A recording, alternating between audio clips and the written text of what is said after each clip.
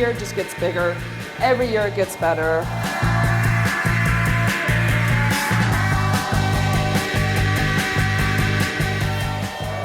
I would like to say this is to 5 years of success of the Flash Forward Emerging program. Next year, in 2010, it will be a biannual festival. The program has been so successful, it's doing so much good for emerging photographers that the next step would be, okay, so after 5 years, you can look at all the work. The book kind of dictates this year that, oh my God, the program's getting too big, what do you do next? Logical step, let's make it a festival. It's amazing. It's gone in 5 years from an event that involved Ryerson and Tish and was kind of small and was sort of starting to this amazing evening tonight with an incredible body of work on display. It's gone to include now a much broader US, Canadian, and UK participation.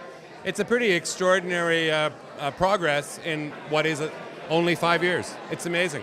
There's a lot of photographers that are extremely talented but don't have the business sense, that don't have the confidence. And Flash Forward does that. It builds your confidence. It lets you know that your work is good. When photographers get selected for Flash Forward, they get a published book. They have a few exhibitions internationally and locally, and their resume already pumps up. So their confidence level grows. I believe that if we invest in emerging artists, we're going to build a stronger arts future. And that's really what it's about.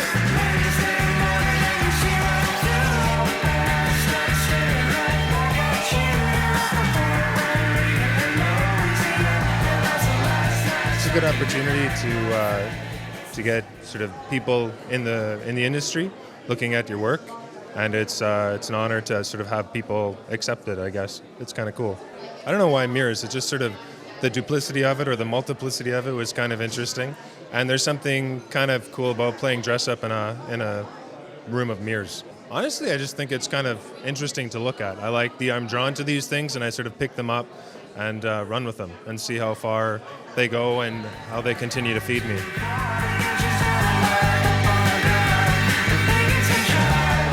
So the series is called Ideal Landscapes, and basically it kind of tries to capture the landscape in a new light.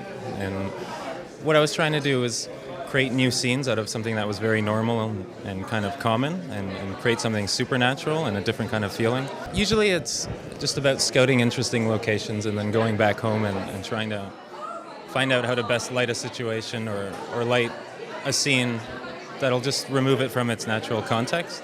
To me, it becomes repetitive when people represent the landscape in a similar way. I follow this competition, and I've always been to the openings, and I always admire all the work, so being part of it is actually really awesome, and it's kind of something you look forward to and you strive for, and then it's kind of your next step. What are you going to do next?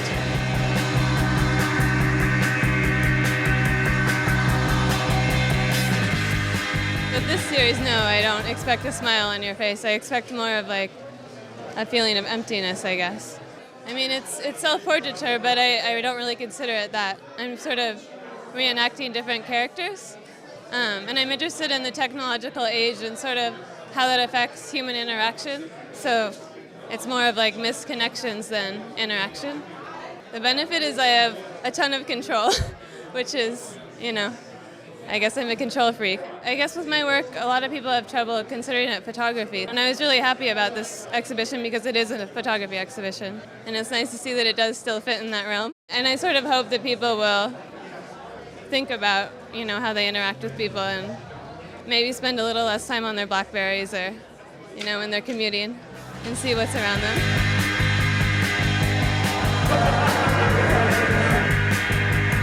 I just want to say thank you again to the entire art community in Toronto and internationally. All the support we've been receiving for 5 years. This has been a tremendous 5 years. It's such a milestone for us, and I think you guys are great, and I'm happy to be here and celebrating the arts with you. So here's to the future, and I hope we do great things together.